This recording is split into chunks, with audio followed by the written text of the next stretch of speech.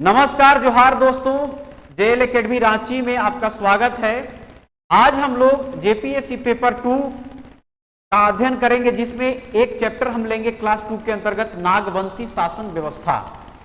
पिछले क्लास में हमने मुंडा शासन व्यवस्था का अध्ययन किया था, हमने पढ़ाया था, है ना। अगर जो दोस्त पहली क्लास को अगर नहीं देखे हैं तो आप जाकर के पहली क्लास को भी देख सकते हैं। क्लियर।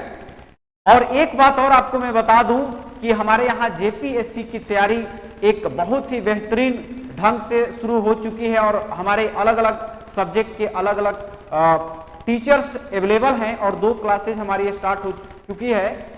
तो जो दोस्त हमसे जुड़ना चाहते हैं या तो ऑनलाइन मोड में या ऑफलाइन मोड में, अगर आप ऑनलाइन मोड में जुड़ना चाहते हैं तो आप अपने मोबाइल में जेएल लर्निंग ऐप को इंस्टॉल कर लें, है ना, और उसके माध्यम से भी आप जुड़ सकते हैं। और ज्यादा जानकारी के लिए आप स्क्रीन पे जो नंबर आपको दिख रहा है 8002703454, इस नंबर पे आप संपर्क कर सकते हैं।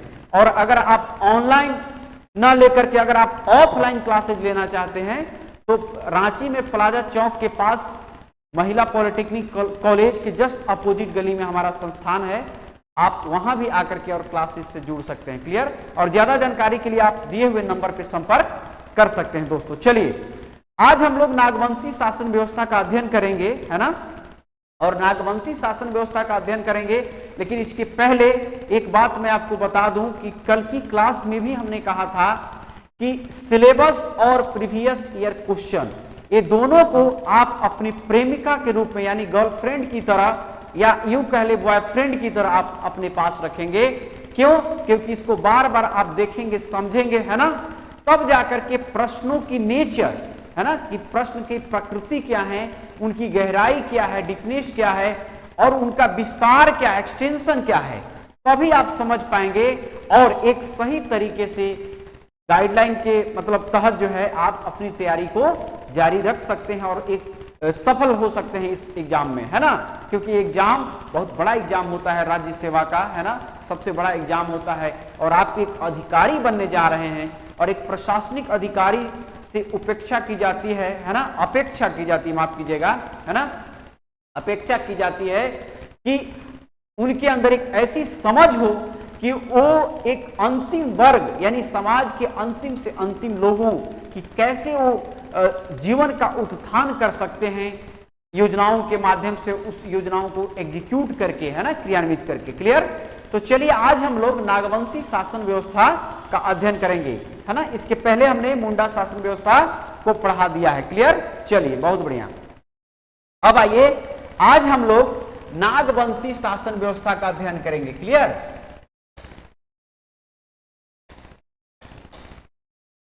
नागवंशी शासन व्यवस्था, है ना।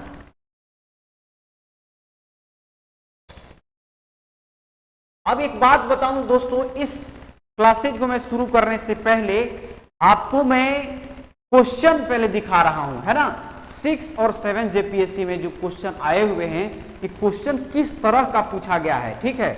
तो एक क्वेश्चन जो 6 जेपीएससी में पूछा गया था नागवंशी शासन व्यवस्था से, है ना, वो था कि नागवंशी शासक राजा जो दुर्जन साल थे 1628 ईस्वी में मुगल सम्राट जहांगीर को वार्षिक कर देना स्वीकार किया था, है ना। इसका आंसर हो जाएगा 6000 रुपए, है ना। मैं अभी क्लासेज में डिस्कस करूंगा।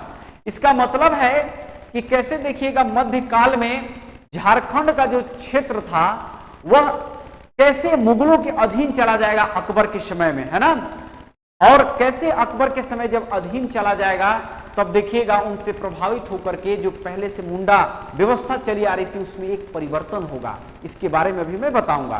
तो एक तो क्वेश्चन आया था 6 जेपीएससी में। एक दूसरा क्वेश्चन मैं आपको बता रहा हूं नागवंशी जो शासन व्यवस्था से आया था, है ना।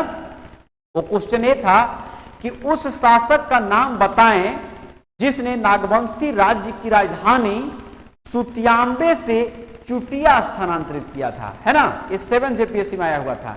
यानी कि ऐसा राजा का नाम बताना है जिसने अपनी राजधानी कहां ले गया था, सुतियांबे से चुटिया स्थानांतरित कर दिया था। यानी आप समझ पाए यहां पे ये दोनों क्वेश्चन आए हुए हैं 6 और 7 जेपीएससी में। अब क्वेश्चन हमने बता दिया, है ना।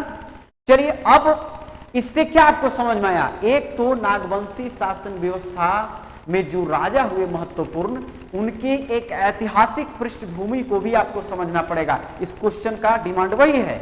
और दूसरा जो आपका इसमें सेक्शन हो जाएगा कि उनकी व्यवस्थाएं कैसे कैसे चली आ रही थी, है ना, शासन व्यवस्था स्थापित करने के लिए किन किन अंगों का वो सहारा ले रहे थे। इन दोनों पार्ट में आप इसको समझने का प्रयास कीजिएगा। क्वेश्चन इसीलिए मैंने आपको बताने का प्रयास किया दोस्तों। क्लियर? अब चलिए, अगर हम लोग नागवंशी शासन व्यवस्था की बात करें तो सबसे पहले आपको समझा दूं, जिन दोस्तों को नहीं समझ पता होगा, है ना, क्योंकि मैं मान के चलता हूं कि जो भी दोस्त पढ़ रहे हैं या सुन रहे हैं मेरी क्लासेज को, मैं मानता हूं कि आप जीरो से समझ रहे हैं ना, और अगर आपको सीखना है तो थोड़ी देर के लिए आपको जीरो से ही चीजों को समझनी चाहिए। क्लियर? ये वीडियो उन्हीं लोगों के लिए, अब ये वीडियो उनके लिए नहीं है जो विद्वान है पहले से, तो उनको कैसे पढ़ाया जा सकता है। क्लियर?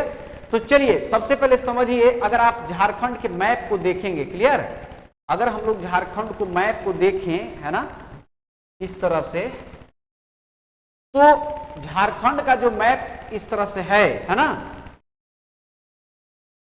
एक मिनट, अगर हम झारखंड के मैप को थोड़ा सा समझने का इसको प्रयास करें, माफ कीजिएगा थोड़ा अच्छा से नहीं बना है ना, तो देखिएगा मध्यकाल में जो झारखंड का क्षेत्र है वो हमारा क्षेत्रीय राजवंशों के अधीन हो जाएगा। और क्षेत्रीय राजवंशों में देखिएगा 4 जो प्रमुख क्षेत्रीय राजवंश हैं, एक तो आपके छोटा नागपुर खास के जो नागवंशी राजा हो जाएंगे, है ना, जैसे देखिएगा उनका जो क्षेत्र था विस्तार, अभी आप वर्तमान में जैसे आप सिमडेगा देखते हैं, गुमला देखते हैं, है ना, ये वाला जो इलाका इस तरह से, ऐसे रांची, खूंटी, है ना, ये पूरा का पूरा जो इलाका था एक तरह से नागवंशियों का था, है ना, नागवंशी राजाओं के अधीन था दोस्तों, है ना, नागवंशी राज्य था, है ना, समझ रहे बात को। अगर मैं इसके ऊपर बात करूं तो ये आपका पलामू राज्य था, है ना, जहां पे रक्सीर और चेरो राजवंशों की जो डायनेस्टी थी, है ना, पलामू। क्लियर? अब इसके बाद अगर हम लोग बात करें, जैसे ये तो आपका नागवंशी हो गया, क्लियर, ऊपर में देखिए पलामू में रक्सीलों के और चेरो राजवंश, उसके बाद जो चेरो डायनेस्टी आएंगे, है ना। इसके बाद अगर हम लोग बात करें तो जो रामगढ़ राज्य ये वाला इलाका था, ये वाला, है ना, ये वाला देखिएगा, ये पूरा रामगढ़, हजारीबाग और सब था उस समय, है ना, तो इसको रामगढ़ राज्य के अधीन था। तो मैं चूंकि आपको जब पढ़ाऊंगा इसका इतिहास तो एक एक करके सबके बारे में बताऊंगा अलग अलग, चूंकि मेरा जो अभी पर्पस है ना, वो पर्पस क्या है, नागवंशी शासन व्यवस्था को मैं पढ़ा रहा हूं, है ना। तो नागवंशी शासन व्यवस्था के बारे में मैंने सिर्फ मैप में समझाने का कोशिश किया कि जो हमारा दक्षिण और पश्चिम का जो एरिया है झारखंड का, है ना, ये जो एरिया था ये नागवंशियों के अधीन था, और उनके जो राज्य थे उनको छोटा नागपुर खास के नाम से जाना जाता था दोस्तों, है ना। क्या नाम से जाना जाता था? छोटा नागपुर खास, है ना, छोटा नागपुर खास के नाम से जाना जाता था इनके, है ना, नागवंशियों के। अब मैं चूंकि आप क्वेश्चन का मैंने अभी जिक्र किया, तो क्वेश्चन का जो डिमांड है उसमें मैं नागवंशी राजाओं में जो कुछ जो प्रमुख राजाएं हुए उनकी जो एक महत्वपूर्ण उपलब्धियां हुई उनके बारे में आपको मैं यहां चर्चा करता हूं। क्लियर? चलिए, ये मैप को आप समझ गए होंगे अच्छी तरह से, है ना। अब अगर मैं बात करूं, सबसे पहले आपको पिछले क्लास में हमने बताया था कि कैसे शुरुआत में मुंडाओं ने क्या किया था, मुंडा राजवंश की स्थापना की थी, है ना। जैसे देखिएगा सबसे पहले मुंडा राजवंश, है ना, जो कि सुतिया नखंड के नाम से हमने बताया था आपको पिछले क्लास में। तो जो मुंडा राज था, है ना, जब मदरा मुंडा के नेतृत्व में इनके अंतिम जो शासक हैं, इसके बाद देखिएगा अंतिम जब शासक है मदरा मुंडा, तब देखिएगा एक फनी मुकुट राय हैं। ऐसा माना जाता है कि वो बनारस की एक ब्राह्मण कन्या की पुत्र थे, है ना। वो एक अलग कहानी है, क्योंकि उस कहानी से आपके परीक्षा के दृष्टिकोण से वो महत्वपूर्ण नहीं है, इसलिए मैं यहाँ पे आपका समय को बर्बाद नहीं करना चाहता। क्लियर? यहाँ पर मूल बात समझिए, कहीं कहीं बुक्स में लिखा हुआ है कि 64 ईस्वी में, है ना, 64 ईस्वी में फनी मुकुट राय हैं एक, है ना, और जो फनी मुकुट राय हैं उनके नेतृत्व में, है ना, फनी मुकुट राय के नेतृत्व में नागवंशी राजवंश की स्थापना हो जाएगी। और एक इतिहासकार है जे रीड, है ना, उनका नाम है जे रीड, है ना, उन्होंने कहा है कि नहीं, दरअसल नागवंशियों की जो स्थापना हुई थी, है ना, वो स्थापना 10वीं शताब्दी के आसपास हुई है ना। जे रीड साहब बोलते हैं कि इनकी जो स्थापना हुई है नागवंशी शासन व्यवस्था की, वो 10वीं सदी में, है ना। तो अगर मुझसे आप जानना चाहें कि क्योंकि ये व्यवहारिक रूप से ज्यादा करीब, सत्य के करीब दिखता है ना जे रीड का, क्लियर, यहां तक बात समझ पा रहे होंगे। तो देखिएगा नागवंशियों की स्थापना सबसे पहले फनी मुकुट राय साहब करते हैं, क्लियर, इसीलिए इनको आदि पुरुष भी कहा जाता है, क्लियर, आदि पुरुष के नाम से भी ये जाने जाते हैं, पहली बात। दूसरी बात कि इन्होंने अपनी राजधानी जो है कहां बनाया, सुतियांबे को बनाया, क्लियर, सुतियांबे। अब बोलिए, आप पूछेंगे कि सुतियांबे अभी वर्तमान में किस क्षेत्र को बोलते हैं? तो वर्तमान में अगर आप रांची में आएंगे तो रांची से पिठौरिया एक जगह है ना, पतरातू घाटी तरफ जाने के लिए रिंग रोड से जब आगे जाएंगे तो जो पिठौरिया है वर्तमान का, है ना, पिठौरिया, उसी को बोला जाता है एक तरह से सुतियांबे, क्लियर। तो फनी मुकुट राय साहब ने क्या किया कि अपनी राजधानी को क्या किया, सुतियांबे बनाया। और इनकी जो एक महत्वपूर्ण चीज है, क्योंकि मुंडा जो राज्य व्यवस्था चली आ रही थी, है ना, तो मुंडा राज व्यवस्था चली आ रही थी, उन्हीं की चीजों को एक कंटिन्यूअस लेके चलेंगे। और इनमें एक जो चेंजेज हुआ कि इन्होंने क्या किया कि अपने शासन व्यवस्था में गैर आदिवासियों को भी शामिल किया, है ना। ये चीज आप समझने का प्रयास करिएगा कि फनी मुकुट राय साहब ने क्या किया कि गैर आदिवासियों को भी, है ना, प्रश्रय दिया, यानी शामिल किया अपने शासन व्यवस्था में। यहां तक बात समझ पा रहे होंगे। और बहुत ज्यादा परिवर्तन इन्होंने नहीं किया, जो मुंडा शासन व्यवस्था चली आ रही थी उन्हीं को कंटिन्यूअस किया। यहां तक बात मेरी आप समझ पा रहे होंगे, क्लियर। चलिए, अब इसके बाद जो दोस्त एक शासक हैं महत्वपूर्ण, जिनका नाम है भीमकर्ण, है ना। दूसरा जो एक महत्वपूर्ण शासक हैं भीमकर्ण। एक बात यहीं पे आपको मैं बता दूं कि भीमकर्ण से पहले भी अगर देखा जाए तो जैसे मुकुट राय हैं, मदन राय हैं, प्रताप राय, अलग अलग बहुत सारे शासक हुए, क्लियर, यहां तक बात को समझ पा रहे होंगे। और प्रताप राय भी जो हैं उन्होंने राजधानी को चूटिया ले गया था, अभी मैं बताऊंगा थोड़ी देर में, क्लियर। तो जो भीमकर्ण साहब हैं इन्होंने क्या किया, सबसे पहले देखिएगा कि कर्ण की उपाधि लेते हैं। और कर्ण की उपाधि क्यों लिए, क्योंकि मध्य प्रदेश में देखिएगा एक कलचुरी राजवंश था और कलचुरी राजवंश से इनकी संपर्क हुई थी, है ना। और एक तरह से वैवाहिक संबंध स्थापित हुआ, जिसके कारण उससे प्रभावित होकर इन्होंने जो राय की उपाधि थी उसको हटा करके कर्ण की उपाधि धारण किए थे, क्लियर। यहां तक बात समझ पा रहे होंगे। तो भीमकर्ण साहब ने क्या किया, है ना, कि राय की जो उपाधि थी उसको छोड़ दिया, है ना। राय की उपाधि के स्थान पर क्या किया, कर्ण की उपाधि, है ना, कर्ण की उपाधि धारण की। यहां तक बात समझ पा रहे होंगे। और दूसरी बात जो है वो समझिए, जो कर्ण की उपाधि क्यों धारण किए, किससे प्रभावित है, तो कलचुरी राजवंश से, है ना। कलचुरी राजा भी कर्ण की उपाधि धारण करते थे, तो कलचुरी राजवंश से क्या करते थे, प्रभावित थे, है ना, कलचुरी राजवंश से प्रभावित थे। यहां तक बात समझ में आ गया होगा आपको, प्रभावित होकर के, क्लियर दोस्तों। और अगर बात करें भीमकर्ण का शासन व्यवस्था कहीं कहीं मिलता है, तो इनका जो शासन व्यवस्था है 1095 ईस्वी से लेकर के, यानी एडी से लेकर के 1184 ईस्वी तक, है ना, ईस्वी की मैं बात कर रहा हूं, इसके बीच में देखिएगा, है ना, भीमकर्ण का एक तरह से शासन व्यवस्था था। यहां तक बात समझ गए। अब देखिए एक बात और है कि भीमकर्ण के ही समय में, जैसे कि देखिएगा पलामू में, पलामू जो राजवंश है उस समय रक्सेल राजाओं की एक तरह से शासन व्यवस्था थी, क्लियर। और रक्सेलों के साथ इनका हो गया था झगड़ा, है ना। तो भीमकर्ण ने क्या किया कि रक्सेलों को लूटा और लूटने के बाद वहां से एक वासुदेव की मूर्ति भी प्राप्त किया था। और भीमकर ने अपनी राजधानी बाद में चुटिया से खुखरा ले गए थे। अभी मैं अगले स्लाइड में आपको बताऊंगा कि कौन राजवंश ने कहां कहां अपनी राजधानी को चेंज किए वर्तमान परिस्थितियों के कारण। क्लियर, यहां तक बात समझ पा रहे हैं? तो देखिएगा भीमकर ने क्या किया, रक्सेलों को लूटा था, है ना। और ये रक्सेल जो है ये राजपूत शासक थे, है ना। रक्सेलों को पराजित किया था। क्लियर,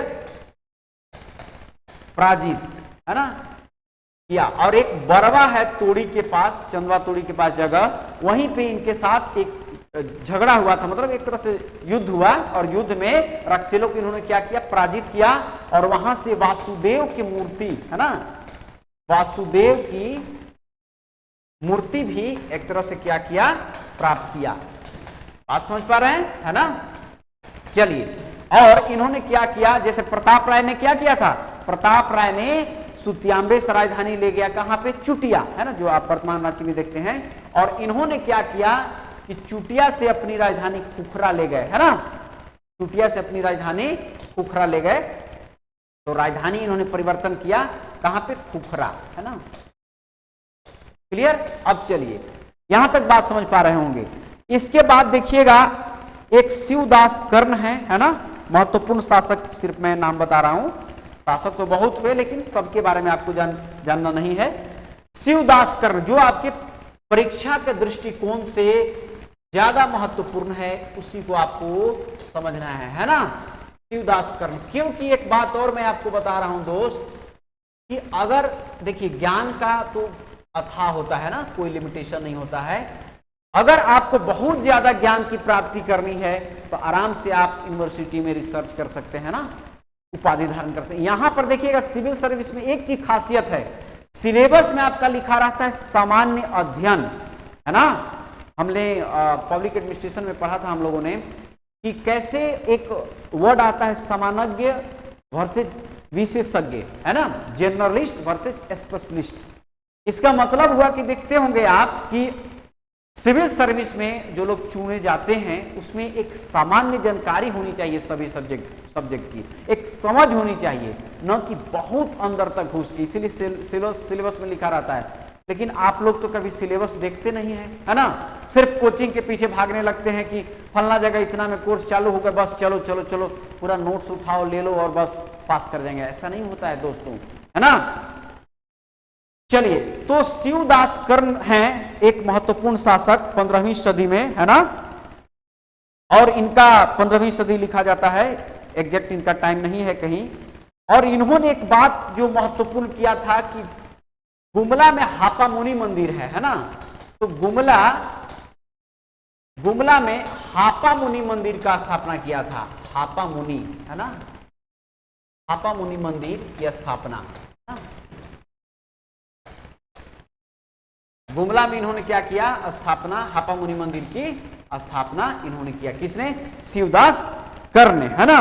और यहां पर देखिएगा एक मराठा ब्राह्मण शिवनाथ देव से यहां पर मूर्ति की स्थापित करेंगे। और ये जो हापा मुनि मंदिर है ना दोस्तों, ये भगवान विष्णु का, है ना, भगवान विष्णु का मूर्ति स्थापित है यहाँ पे, है ना, भगवान विष्णु का मूर्ति है, भगवान विष्णु की मूर्ति। क्लियर। तो यहां पर देखिएगा कि मराठा, एक चूंकि मराठाओं का भी संपर्क हो रहा था इस क्षेत्र में, उस समय मध्यकाल की बात है। क्लियर। तो वहां पर देखिएगा कि एक मराठा ब्राह्मण है जिनका नाम है ना, सियानाथ देव, है ना, एक मराठा ब्राह्मण है। क्लियर, मराठा ब्राह्मण हैं सियानाथ देव, है ना। और इनके द्वारा इस मूर्ति को क्या किया गया, इन्होंने स्थापित करवाया। यहां तक बात समझ पा रहे होंगे आप।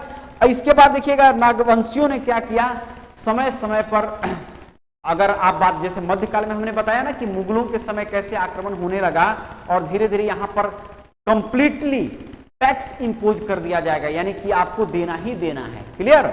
और जब टैक्स देना ही देना है तब क्या होगा, धीरे धीरे लोग, यहाँ के लोग भी जनता से टैक्स लेने लगेंगे, क्योंकि मुगलों से पहले जो है नागवंशी राजा टैक्स नहीं लिया करते थे, ये भी ध्यान रखिएगा। क्लियर। तो देखिएगा समय समय पर डर से इन्होंने क्या किया, अपनी राजधानी को परिवर्तन करना शुरू कर दिया। यहां तक बात समझ पा रहे होंगे। अब यहीं पे मैं एक बात और बता दूं आपको कि किस शासक के समय कहां कहां राजधानी परिवर्तन किया गया। क्लियर। चलिए, तो एक तरफ मैं आपको समझा रहा हूं क्योंकि यहां से क्वेश्चन आया हुआ है ना।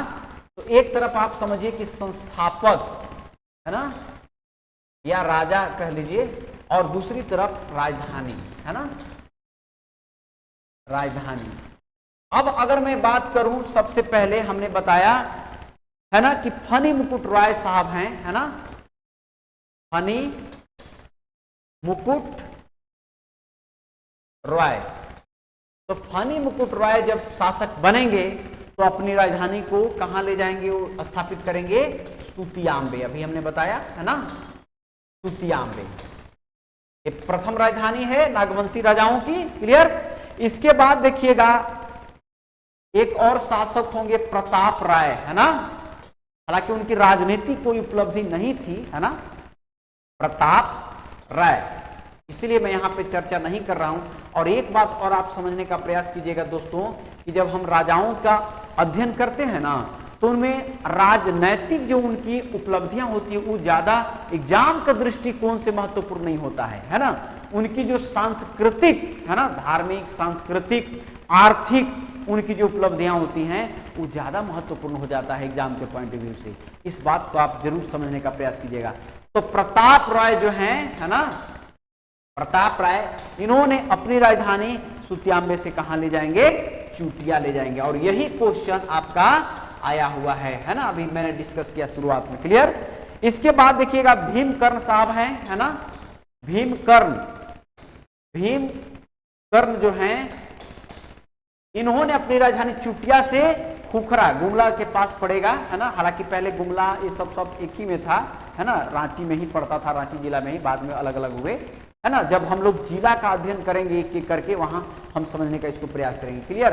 तो खुखरा ले गए, है ना, और मध्यकाल में देखिएगा इस क्षेत्र को खुखरा या कोकरा भी बोला जाता था, है ना। वहां से भी एक क्वेश्चन आते हैं ऐतिहासिक परिचय से, यानी देखिएगा कि जो पेपर 1 है, ध्यान रखिएगा, जहां पे आपको 10 क्वेश्चन पढ़ने हैं जेपीएससी में, तो पेपर 1 में भी एक क्वेश्चन, जो पहला ही क्वेश्चन आता है उसमें देखिएगा कि जो झारखंड का नाम है अलग अलग कालखंड में, वहां से क्वेश्चन आता है, इसलिए मैं यहां पे आपको चर्चा कर दिया। क्लियर। इसके बाद देखिएगा एक है दुर्जन साल, है ना, दुर्जन साल, जिनके बारे में आया हुआ है ना, क्वेश्चन में कि 6000 रुपए दे करके कैसे ग्वालियर के किला से उनको बुलाया गया था, है ना, क्योंकि शुरुआत में मना कर दिए थे देना, है ना। चलिए, तो दुर्जन साल जहांगीर ने इनको बंद करवा दिया था, अभी मैं चर्चा करूंगा। तो दुर्जन साल जब ये नहीं टैक्स देना ना कर देंगे, तब क्या जहांगीर के द्वारा इसको पकड़ के और ग्वालियर के किला में इनको बंद कर दिया जाएगा। क्लियर। और बाद में देखिएगा जैसे हीरा, है ना, हीरा सोना सब पहले से ही मिलते हैं ना झारखंड में, तो हीरा के बहुत बड़ी पारखी थे दुर्जन साल, समझ गए। और जहांगीर के दरबार में एक बार क्या हुआ था, हीरा के परख करने के लिए इनको बुलाया गया और हीरा को इन्होंने पहचान लिया और इससे खुश होकर के क्या किया था, इनके राज्य को वापस कर दिया था। और फिर भी देखिए, शासक तो शासक होता है दोस्तों, शासक का एक ही पर्पस होता है, चाहे आप प्राचीन काल के शासक ले लीजिए, मध्यकाल के, चाहे वर्तमान में आप आज देखते हैं जितने भी आपके प्रतिनिधि हैं सब शासक ही हैं। उनका एक ही पर्पस होता है कि किसी भी प्रकार से हम अपनी सत्ता में बने रहें, है ना, चाहे जो भी नीतियां अपनानी पड़े। क्लियर। तो देखिए, दुर्जन साल ने जब उस हीरा की पहचान कर दी तो जहांगीर ने पूरी तरह से इनको माफ नहीं किया, छोड़ तो दिया जेल से, लेकिन कहा कि नहीं, फिर भी आपको 6000 रुपये सालाना देना ही पड़ेगा, मालगुजारी, परमानेंट टैक्स, है ना, समझे। अभी मैं अगला स्लाइड में बताऊंगा, क्योंकि हमने शुरू में ही आपको कहा कि जो क्वेश्चन का डिमांड है जो जेपीएससी ने पूछा है उसमें है कि नागवंशियों की एक ऐतिहासिक पृष्ठभूमि को भी समझना है, महत्वपूर्ण राजाओं की, और दूसरा एक समग्र रूप से उनकी जो शासन व्यवस्था रही थी उसके बारे में भी अध्ययन करना है। बात समझ पा रहे हैं। तो मैं पार्ट 1 आपको ऐतिहासिक पृष्ठभूमि के बारे में समझाने का प्रयास कर रहा हूं। तो दुर्जन साल जो साहब हैं, इन्होंने अपनी राजधानी डोईसा, ये भी गुमला में ही पड़ता है, डोईसा या दोईसा बोलेंगे। क्लियर। दोईसा या डोईसा भी आप प्रोनाउंस कर सकते हैं, डोईसा, है ना, डोईसा या दोईसा। क्लियर। द, है ना। चलिए, इसके बाद देखिएगा जो महत्वपूर्ण एक शासक हैं यदुनाथ शाह, है ना। यदुनाथ शाह एक शासक हैं, उन्होंने अपनी राजधानी कहाँ किया भाई, यदुनाथ शाह। और यदुनाथ शाह साहब जो हैं वो अपनी राजधानी पालकोट का, गढ़ भी है गुमला में, है ना, पालकोट, अपनी राजधानी को पालकोट ले जाएंगे। क्लियर, यहां तक बात समझ पा रहे होंगे, क्लियर। अब एक और शासक हैं जगन्नाथ शाहदेव, क्लियर, जगन्नाथ शाहदेव, महत्वपूर्ण शासकों के मैं नाम बता रहा हूं, है ना, जगन्नाथ शाहदेव। और जगन्नाथ शाहदेव साहब जो हैं अपनी राजधानी पालकोट, भौरो, वहीं थोड़ा सा पास में ही है हटके, पालकोट भौरो, है ना, अपनी राजधानी को स्थापित करेंगे। क्लियर। इसके बाद एक जो अंतिम शासक होंगे नागवंशी राजाओं की, उसमें प्रताप उदयनाथ शाहदेव की बात करेंगे हम लोग, है ना, उदयनाथ शाहदेव। क्लियर दोस्तों,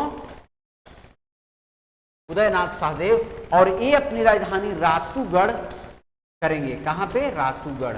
अगर रांची में आप आएंगे तो देखिएगा, है ना, काठी टाण जो है, काठी मोड़, है ना, रिंग रोड के पास, आप देखिएगा अभी भी गढ़ है वहां पे, रातूगढ़, है ना। तो ये नागवंशियों का अंतिम राजधानी है रातूगढ़। क्लियर, समझ पा रहे हैं।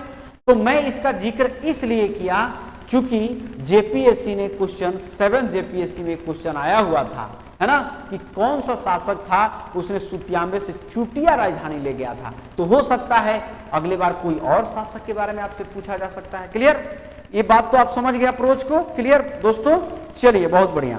अब मैं जो बात करना चल रहा हूं इसका जो पार्ट 2 शासन व्यवस्था का, नागवंशियों का, इसमें देखिए कि नागवंशी राजाओं ने कैसे व्यवस्था को स्थापित किया। क्लियर। तो हमने क्या कहा आपको शुरू में ही कि नागवंशी शासन व्यवस्था, है ना, नागवंशी शासन व्यवस्था की स्थापना किया जाएगा किसके द्वारा भाई, फनी मुकुट रॉय साहब के द्वारा, है ना, फनी मुकुट रॉय के द्वारा, फनी मुकुट रॉय, है ना। अब फनी मुकुट रॉय साहब जब इसका स्थापना करेंगे इस व्यवस्था का, तो हमने क्या कहा आपको कि मदरा मुंडा और उनकी जो टीम थे एक तरह से दत्तक पुत्र थे, है ना, और मुंडाओं ने इनको घोषित किया था राजा। क्लियर, समझ रहे मेरी बात को। तो देखिएगा कि फनी मुकुट रॉय साहब ने क्या किया कि जो पहले से चली आ रही थी व्यवस्था, है ना, उसमें कोई परिवर्तन नहीं करेंगे, है ना। हमने बता दिया कि फनी मुकुट रॉय साहब ने अपनी राजधानी सुतियांबे बनाया, है ना, प्रथम इनको आदि पुरुष भी कहा, वो सब बता दिया हमने। अब ये देखिएगा, ये जो प्रथम सदी से लेकर के यानी 64 ईस्वी अगर हम लोग मान भी लें कि 64 ईस्वी में इन्होंने क्या किया था, अपनी शासन व्यवस्था को स्थापित किया था, तो प्रथम सदी से लेकर के, क्लियर है ना, देखिएगा प्रथम सदी या ईस्वी कह लीजिए या सदी कह लीजिए, सॉरी सदी कह लीजिए, तो प्रथम सदी से लेकर के और 16वीं, है ना, सदी तक, है ना, 16वीं सदी तक, है ना, इन्होंने क्या किया नागवंशी राजाओं ने कि पहले से जो मुंडाओं की जो व्यवस्था चली आ रही थी उसमें कोई परिवर्तन नहीं किया, है ना, कोई परिवर्तन नहीं किया, है ना, कोई परिवर्तन नहीं किया। यहां तक बात समझ पा रहे होंगे। अब यहां पर मैं बताने के प्रयास कर रहा हूं, अगर आप प्राचीन काल में ले लीजिए, चाहे मौर्यों की शासन व्यवस्था हो, मौर्योत्तर में, गुप्तोत्तर में, हर्षवर्धन, है ना, इनके समय में भी देखिएगा ना बहुत ज्यादा झारखंड क्षेत्र प्रभावित नहीं था। अगर मैं गुप्तों की बात कर लूं, है ना, गुप्त राजवंशों ने थोड़ा सा किया था, है ना, समुद्रगुप्त के समय में थोड़ा सा प्रभावित हुआ था, है ना, लेकिन बहुत ज्यादा प्रभाव। इसके बाद देखिएगा गौड़ शासक जो शशांक था, है ना, उसका भी थोड़ा सा प्रभाव था, लेकिन बाद में बहुत ज्यादा प्रभावित नहीं था। और झारखंड क्षेत्र चूंकि जंगल झाड़ से पूरा बसा पड़ा था अंदर में, तो किसी प्रकार की कोई दिक्कत नहीं थी, है ना, और जनता भी मस्त, राजा भी मस्त, है ना, किसी प्रकार की कोई दिक्कत नहीं थी। सल्तनत काल की अगर मैं बात करूं, है ना, सल्तनत काल जैसा कि आप जानते हैं कि कैसे 1206 ईस्वी में शुरुआत हो जाएगा और सल्तनत काल से लेकर के, है ना, 1206 से लेकर के 1526 आप देखते हैं जब तक कि बाबर की स्थापना ना हो जाता है ना, है। तो इनके बीच का जो दौर है सल्तनत काल, ये सब हिस्ट्री का पार्ट है, अलग से मैं बताऊंगा, है ना, फर्स्ट पेपर में आप पढ़ेंगे, मैं ज्यादा उधर नहीं घुसना चाह रहा हूं। सल्तनत काल में भी देखिएगा झारखंड क्षेत्र में बहुत ज्यादा फर्क नहीं पड़ेगा। एक आध दो शासक, उनके जो सेनापति हैं, वो अपने दुश्मन का, है ना, पीछा करने के लिए, बंगाल जाने के लिए, उड़ीसा जाने के लिए पीछा करते हुए भले झारखंड क्षेत्र से गुजरेंगे, लेकिन बहुत ज्यादा इनका प्रभाव नहीं रहेगा। यानी कि मूलतः टैक्स लेने के लिए या बहुत लंबे समय तक उन पर वो कंट्रोल करने की बात नहीं करेंगे। तो लगभग 9 के बराबर यहाँ पर है ना, सल्तनत काल में। क्लियर, समझ पा रहे हैं? यानी कि सल्तनत काल में, है ना, सल्तनत काल में कोई प्रभाव नहीं है झारखंड क्षेत्र में नागवंशी राजाओं में। लेकिन अगर मुगलों की बात करें हम लोग, तो मुगल में भी अगर चाहे बाबर हो, हुमायूं हो, उनके समय में भी कोई मतलब नहीं है। लेकिन अकबर के समय देखिएगा 1585 ईस्वी में झारखंड तरफ प्रभाव पड़ेगा। क्लियर, और यही कारण है कि जब 1585 में, है ना, 1585 ईस्वी में जब अकबर, है ना, अकबर का प्रभाव पड़ेगा, अकबर का नियंत्रण होगा झारखंड क्षेत्र में, छोटा नागपुर खास के क्षेत्र में नियंत्रण हुआ, है ना। तब जब नियंत्रण हुआ तब वो लोग का एक ही काम था, क्या, कि टैक्स दो, मालगुजारी। एक तो मेरी अधीनता स्वीकार करो और दूसरा ज्यादा से ज्यादा आप क्या करो, टैक्स दो, राजस्व दो, है ना। और उसी में कोई राजा मुडियल होते थे, नहीं देते थे, कोई राजा डर जाते थे, दे देते थे। यहां तक बात समझ पा रहे हैं? तो देखिएगा यहां पर कि मुगलों कैसे अकबर के जब अधीन आया, है ना, तब यहां पर मुगलों ने क्या किया, अनियमित रूप से, यानी रेगुलर नहीं, इरेगुलर करके, यानी अनियमित, यानी कंटिन्यूअस नहीं आप बोल सकते इसको, अनियमित, है ना, अनियमित रूप से, है ना, नजराना इसको बोला जाता है, टैक्स को एक तरह से नजराना लेना आरंभ कर दिया, है ना, लेना आरंभ किया। कौन? अकबर के समय। यहां तक बात तो समझ पा रहे होंगे मेरी, है ना। अब देखिए नजराना जो है, नजराना बोला जाता था, और यही नजराना एक तरह से पेशकश हो गया कि जब राजा का कंट्रोल हुआ, मान लीजिए थोड़ा सा डराया, हुड़काया, दे दिए थोड़ा सा ले जा करके, राजा भी खुश, है ना, पारितोषिक के रूप में जो भी देना है दे दिए। तो जो पेशकश था, है ना, अनियमित रूप से था, यानी जो अनियमित था, है ना, यानी हमेशा नहीं देना रहता था, जब मूड किया दे दिए, नहीं दिए, है ना। तो अनियमित पेशकश कह लीजिए या राजस्व कह लीजिए, है ना, जो पेशकश दिया जाता था, है ना, अनियमित रूप से जो दिया जाता था, उसको इन्होंने क्या किया, नजराना का नाम दिया। क्लियर। तो अब यहां तक बात समझ पा रहे होंगे कि नागवंशी राजाओं ने जिसका मूड किया दे दिया, जिसका मूड किया नहीं दिया। यहां तक बात समझ गए। लेकिन आगे चल के देखिएगा, जब यह नियमित हो गया, है ना, कि नहीं परमानेंट, अब हम बांट भाई आपको इम्पोज कर दिए कि आपको देना ही देना है, तो नियमित जो कर लेने लगे ये लोग, है ना। और जब नियमित कर लेने लगेंगे तो उसी का नाम पड़ेगा माल गुजारी, है ना। अब माल गुजारी आपको देना है भाई, है ना, एक तरह से नियमित कर है। तो अब देखिए नजराना अनियमित कर हो जाएगा, एक तरह से पेशकर कह लीजिए या फिर इसको आप कर भी कर सकते हैं। क्लियर। तो नजराना ही कंटिन्यूअसली जब लोग मांगने लगे, यानी कि आपको इतना देना ही है, तब एक तरह से क्या हो गया, मालगुजारी हो गया। क्लियर। यहां तक बात समझ पा रहे होंगे। अब देखिए जो फनी मुकुट राय साहब से लेकर के और बाकी जो हुए नागवंशी राजा, ये देने लगेंगे, लेकिन उन्हीं में से एक हैं मुडियल आदमी जिनका नाम है दुर्जन साल, है ना। और एक दुर्जन साल साहब हैं, उन्होंने कह दिया कि हम नहीं देंगे, तो क्या कर लोगे। तो दुर्जन साल जो नागवंशी राजा हैं, इन्होंने कहा कि हम नहीं दे पाएंगे। क्यों? कारण ये था कि नागवंशी राजा लोग जनता से टैक्स लेते नहीं थे, है ना। तो जनता से टैक्स थोड़ा बहुत जो भी जंगल से उत्पाद या आ जाता था लोग दे देते थे, उनसे चलता था शासन व्यवस्था, है ना। लेकिन सबके ऊपर टैक्स इंपोज नहीं करते थे, तो ये जो है असमर्थ हो गए, यानी दुर्जन साहब बोले कि हम नहीं दे पाएंगे, है ना। तो दुर्जन साल ने क्या किया, मालगुजारी देने से कर दिया माना, यानी मालगुजारी मालगुजारी नहीं दिए, ऐसे समझ लीजिए आप। अब उस समय जहांगीर है मुगल शासक, है ना, और मुगल शासक जहांगीर का मूड खराब हुआ और जहांगीर ने कहा कि अच्छा ऐसी बात है, इतनी हिम्मत तुम में हो गई। और जहांगीर ने क्या किया, है ना, मुगल शासक ये हैं दिल्ली में बैठे हुए, ये सब आपको पेपर 1 में पढ़ना होगा दोस्तों, है ना। मैं एक लिंक करके चल रहा हूं, और एक बात और मैंने कल की भी क्लास में कहा था और आज पुनः मैं रिपीट कर रहा हूं कि अगर आपको झारखंड के इतिहास की समझ रखनी है, विकसित करनी है, यानी झारखंड के इतिहास को समझना है, सिर्फ पढ़ना नहीं समझना है, तो आपको भारत के इतिहास को भी समझना होगा, तभी जाकर के आप सबको समझ सकते हैं, है ना। तो मुगल शासक जहांगीर ने क्या किया, दुर्जन साल को ग्वालियर के किले में बंद करवा दिया। कहां पे, ग्वालियर के किले में। क्लियर, यहां तक बात को आप समझ पा रहे होंगे दोस्तों।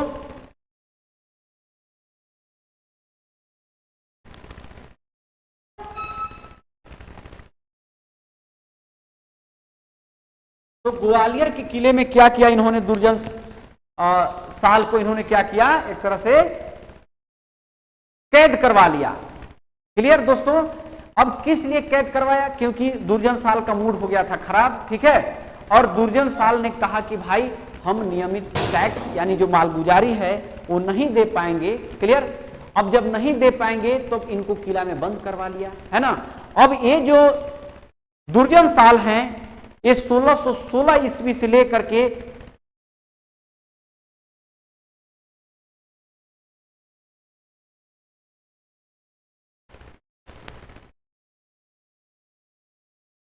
क्षमा चाहता हूं दोस्तों, है ना, थोड़ा, है ना।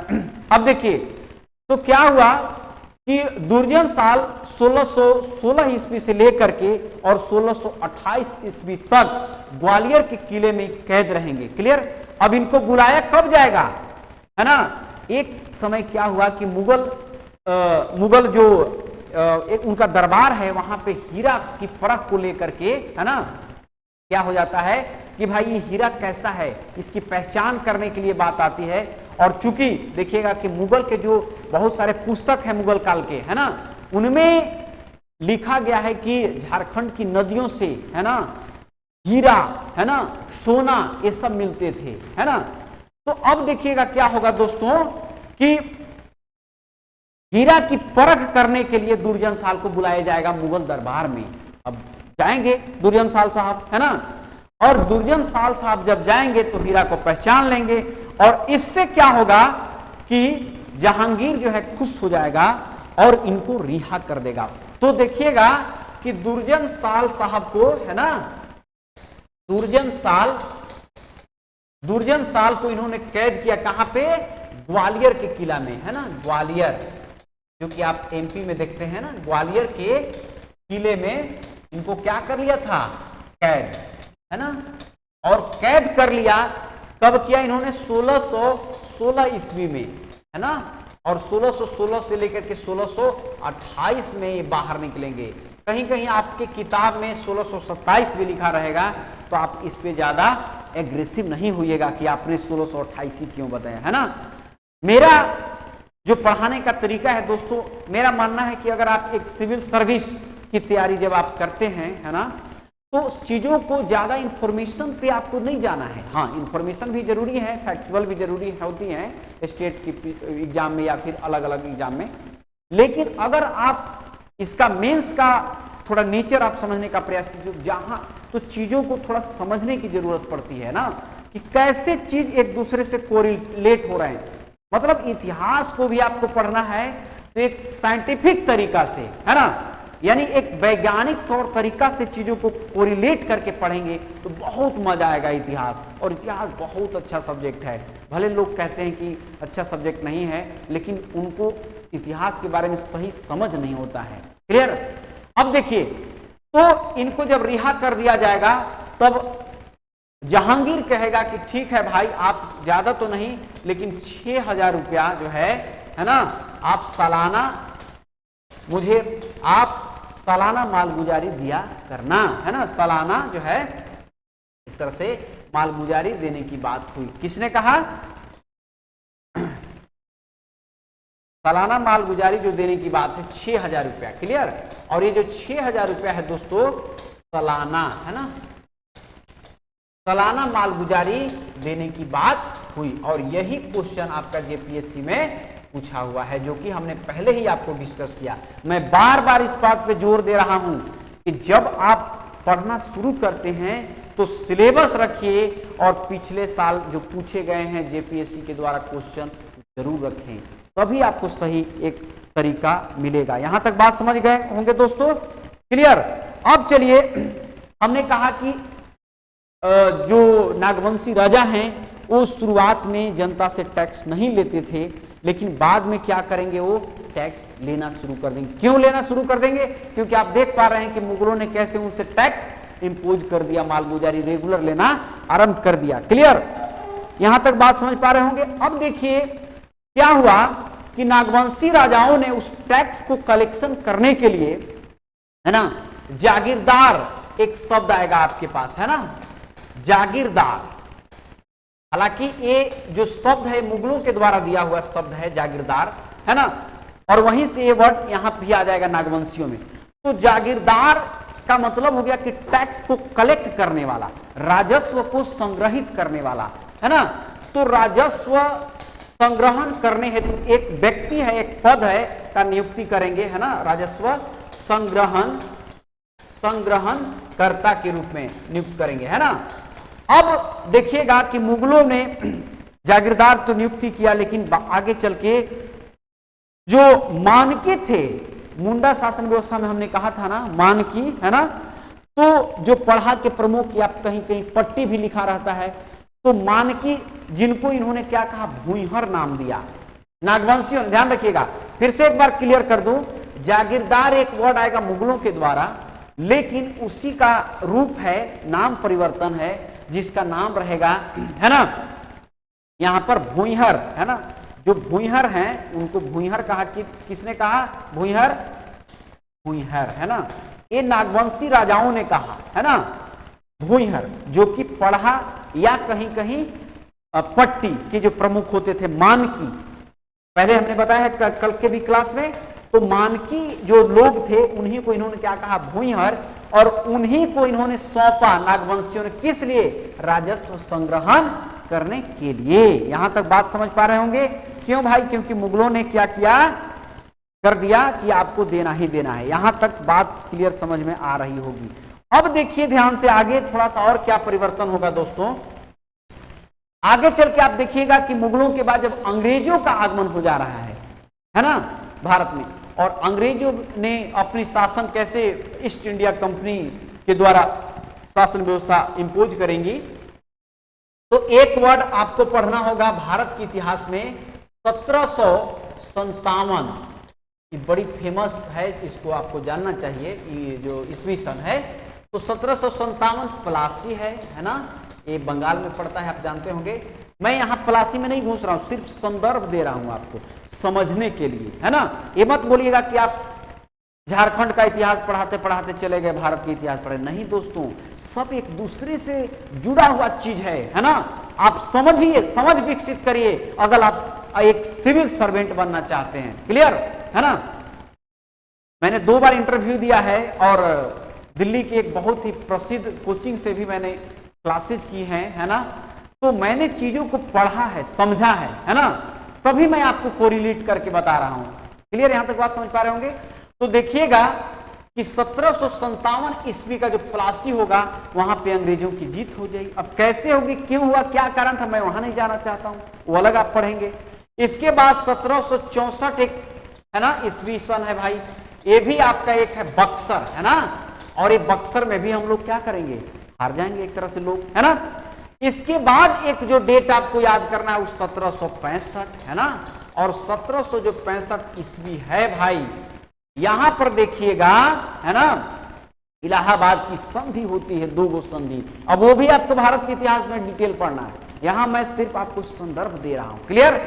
अब इस संधि के तहत क्या होगा कि बिहार, बंगाल, उड़ीसा की दीवानी, दीवानी का मतलब एक तरह से राजस्व कलेक्शन करने और सिविल जो मैटर थे, दोनों, है ना, मैटर 2 तरह के होते हैं, एक सिविल, एक फौजीदारी भी होते हैं और एक मतलब फौजीदारी यानी जिसको क्रिमिनल आप कहते हैं, और सिविल एक तरह से दीवानी हो गया। तो सिविल जो मैटर थे, राजस्व संग्रहण भी और सिविल जो दीवानी मैटर थे, उनका जो मैटर था वो सब अंग्रेजों के हाथ में आ जाएगा। क्लियर।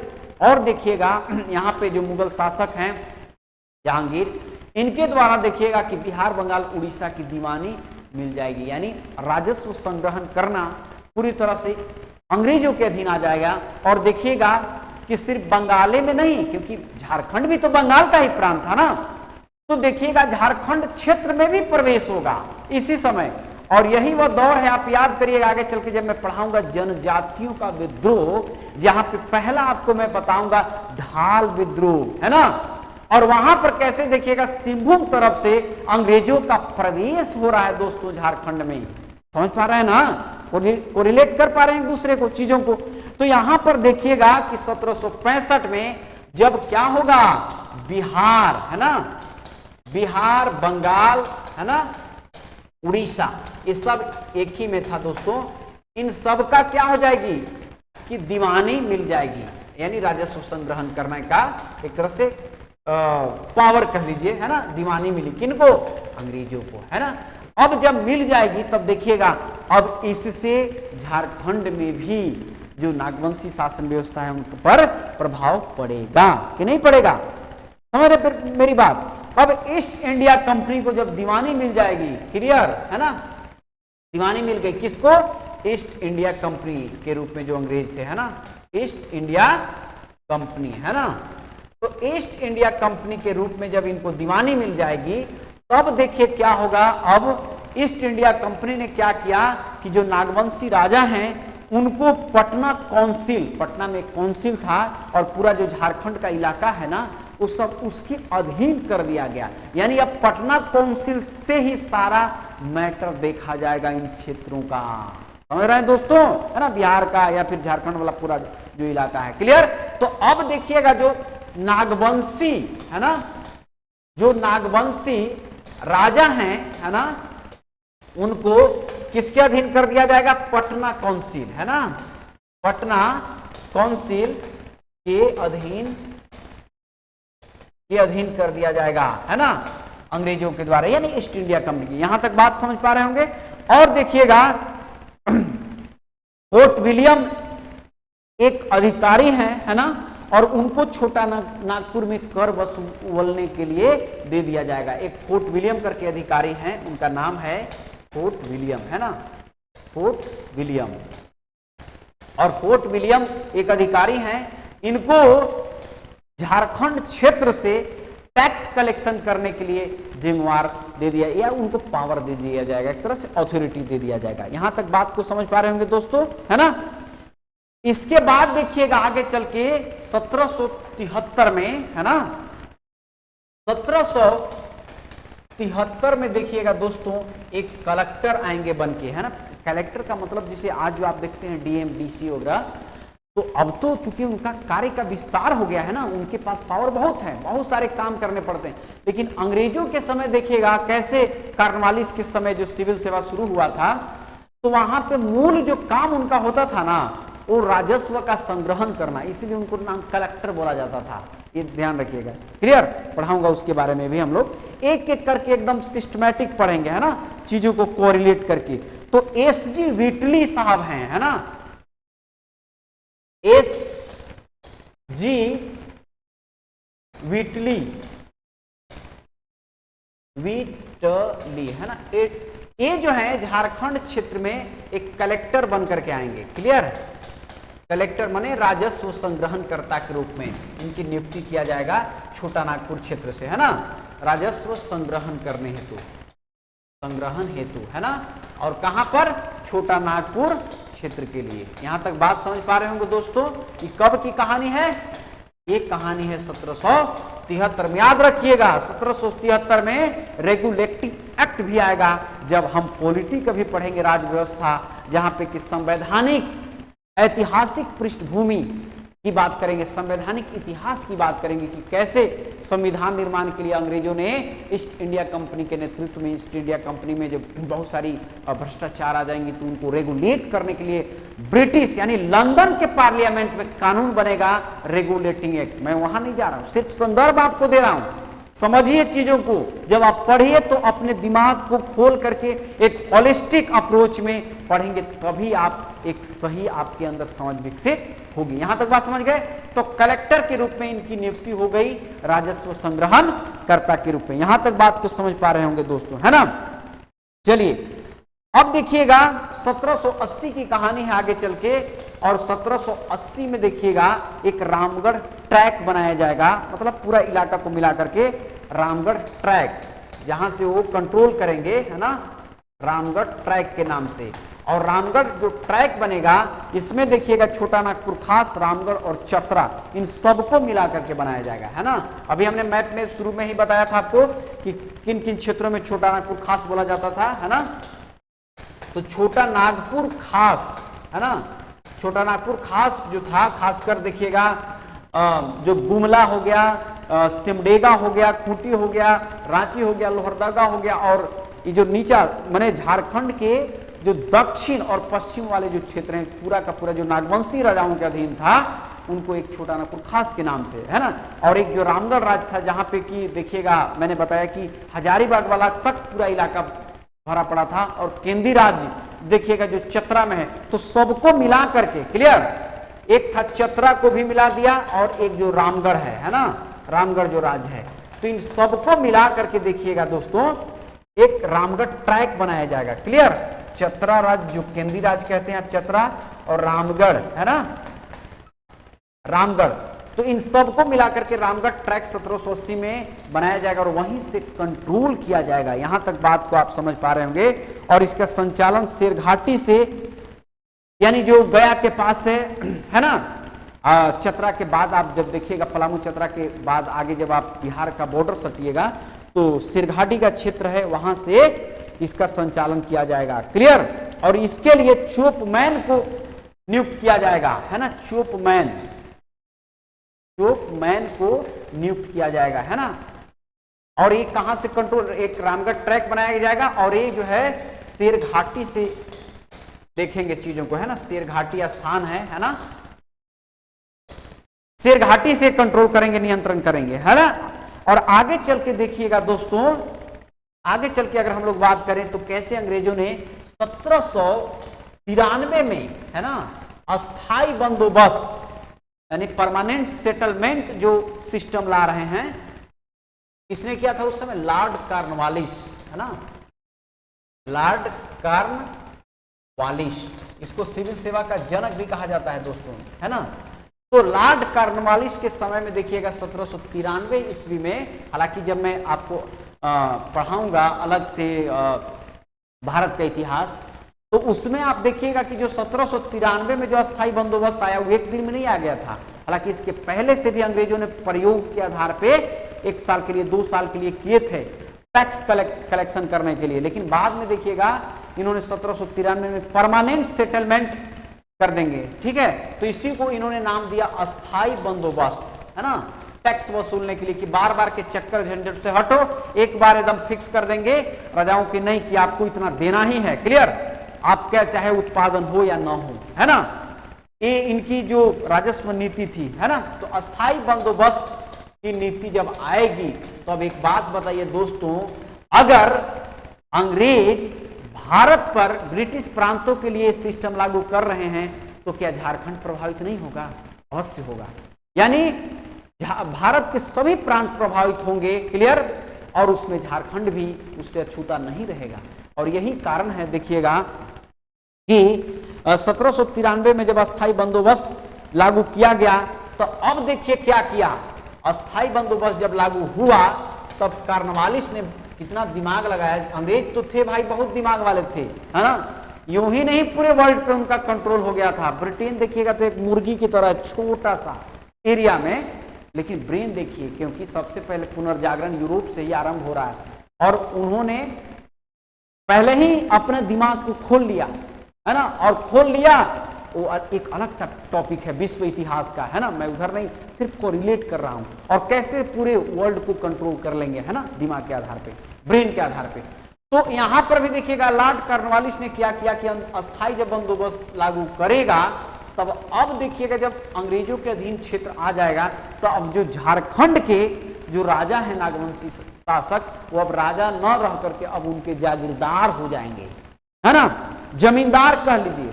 यानी अस्थायी बंदोबस्त को ही क्या कहा गया, एक तरह से जमींदारी व्यवस्था, है ना, जमींदारी व्यवस्था।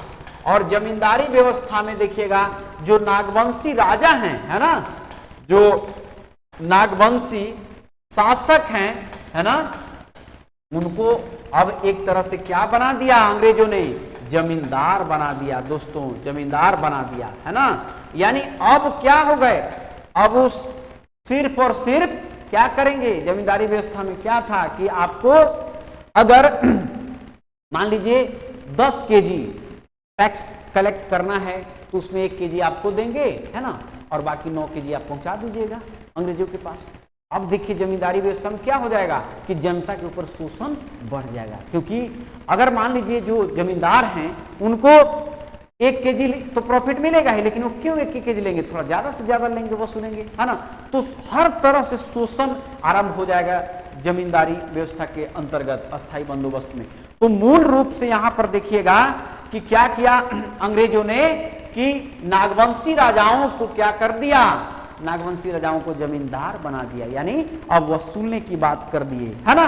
चलिए बहुत बढ़िया दोस्तों, अब इसको पूरे सिस्टम को अगर मैं थोड़ा सा समराइज कर दूं नागवंशी व्यवस्था को, है ना, बहुत कम समय में अगर मैं इसको समराइज करूं, है ना, 2-3 स्तर पे, तो सबसे पहले देखिएगा कि ग्राम के स्तर पर, है ना, ग्राम स्तर। अब देखिए जो ग्राम स्तर पे नागवंशी शासन व्यवस्था में क्या क्या चीजें थी, है ना। ग्राम स्तर पर 2 लोग हैं, एक महतो, है ना, एक है महतो बोला जाता था, महतो, और दूसरा एक व्यक्ति है जिसका नाम है भंडारी, है ना, ग्राम के स्तर पे। इसको मैं समराइज कर रहा हूं नागवंशी व्यवस्था को। तो महतो जो है एक तरह से क्या है, गांव के प्रमुख हैं, है ना, गांव के प्रमुख को उस समय बोला जा रहा है महतो, है ना, गांव का प्रमुख। यहां तक बात समझ गए। और भंडारी की अगर हम लोग बात करें दोस्तों, तो खेती करने वाला या भंडारण करने वाला आप कह सकते हैं, है ना। तो खेती करने वाला या करवाने वाला कह लीजिए, या भंडारण करना, अनाजों का भंडारण करने वाला। तो ये 2 लोग हैं, है ना, ये गांव के स्तर पे नागवंशी शासन व्यवस्था के अंतर्गत, ठीक है।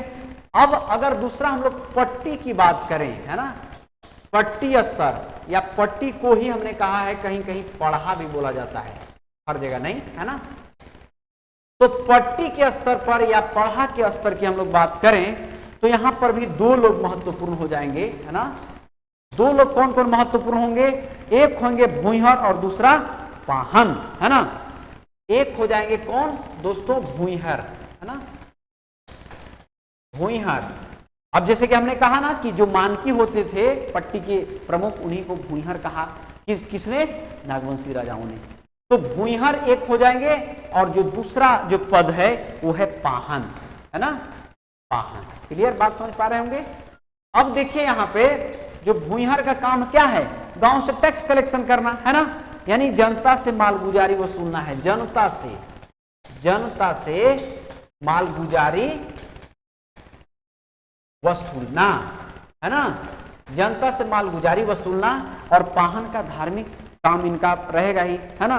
अब पट्टी के इनका धार्मिक काम है पट्टी के स्तर पे, क्लियर, धार्मिक कार्यों का एक तरह से क्या है, संपादन, है ना, धार्मिक कार्यों का एक तरह से संपादन करना काम रहेगा। यहां तक बात समझ पा रहे हैं। और अगर हम लोग बात करें राज्य के स्तर पर, है ना, राज्य के स्तर पर, तो राज्य के स्तर पर देखिएगा क्या होगा दोस्तों, है ना, नागवंशी शासन व्यवस्था के अंतर्गत महाराज। अब जिसे देखिएगा होता क्या था कि एक राजा, अब राजा को जमींदार बना दिया, तो अब वो भी अपने असिस्टेंट, है ना, नियुक्त कर लिए, है ना। तो अब वो अपने आप को महाराज हो जाएंगे, है ना। देखते होंगे आप प्राचीन काल में भी पढ़ते होंगे कि राजा बहुत सारे इतने लंबे चौड़े पद लेते थे, राजा, धीराज, महाराज, चक्रवर्ती, सम्राट। समझ रहे हैं बात को, है ना। तो अब देखिए यहाँ पर 3 लोग हैं महत्वपूर्ण। एक तो है राजा ना कहला के अभी महाराजा कहलाएंगे, क्लियर, महाराजा, है ना। दूसरा एक वर्ड है दीवान और तीसरा एक पांडे, दीवान और एक वर्ड है आपका पांडे। ये 3 वर्ड जो हैं आप समझने का प्रयास कीजिएगा। किस स्तर पे? राज्य के स्तर पे, नागवंशी शासन व्यवस्था के अंतर्गत। यहां तक बात समझ पा रहे हैं। अब देखिए जो महाराजा हैं, राजा को ही अब क्या कहा जाने लगेगा? महाराजा, यानी राजा को अब क्या कहा जाने लगा? महाराजा कहा जाने लगा, है ना दोस्तों। अब दीवान की बात करें, अब दीवान क्या है भाई? एक तरह से वित्तीय प्रमुख है, वित्तीय प्रशासन के प्रमुख हैं, है ना, वित्तीय प्रशासन के प्रमुख हैं, है ना। तभी तो ये महाराजा को सहयोग करेंगे। और अगर हम लोग पांडे की बात करें तो पढ़ा राजा के निर्णयों को, है ना, या कह लीजिए जो राजा स्तर के जो राजा हैं, महाराजा के स्तर पे, तो राजा के यानी महाराजा के जो निर्णय है ना, आप देखे होंगे कि कैसे पढ़ा राजा व्यवस्था, शासन व्यवस्था में भी एक पांडे महत्वपूर्ण अधिकारी होते थे, क्लियर, कार्यपालक अधिकारी। तो महाराजा के निर्णय, है ना, निर्णय को कहां तक? जनता तक पहुंचाने का काम था इनका। यहां तक बात समझ पा रहे होंगे। तो इस तरह से जो है दोस्तों हमने आपको नागवंशी शासन व्यवस्था के बारे में डिटेल्स में आपको बताने का मैं प्रयास किया, है ना। और ये वीडियो कैसा लगा? आप अपना अमूल्य जो है जरूर अपना सजेशन दीजिएगा, है ना, कमेंट के माध्यम से, और लाइक कीजिएगा, शेयर कीजिएगा दोस्तों के पास अगर अच्छा लगे, है ना। और एक बार मैं आपको फिर से पुनः आपसे मैं बता दूं आपको कि हमारी क्लासेस रेगुलर आरंभ हो गई है ना, ऑनलाइन और ऑफलाइन दोनों ही मोड में, है ना। और जितना जल्द अगर आप जुड़ना चाहते हैं जुड़ जाइए, क्योंकि जहां तक मुझे लग रहा है कि 17 मार्च को एग्जाम व्यक्तिगत रूप से मुझे नहीं लगता कि इतना जल्दी संभव है इतने कम समय में। लेकिन अगर हो भी जाता है तो कोई बात नहीं, उसके लिए भी हम लोग को रेडी रहना है। लेकिन इसका जो सिलेबस है एक बहुत ही विस्तृत अध्ययन का डिमांड करता है, तभी जाकर के आप एक सिविल सर्विस के रूप में नियुक्त होते हैं, सिविल सर्वेंट के रूप में। क्लियर दोस्तों? तो चलिए आज के लिए इतना ही, है ना। धन्यवाद।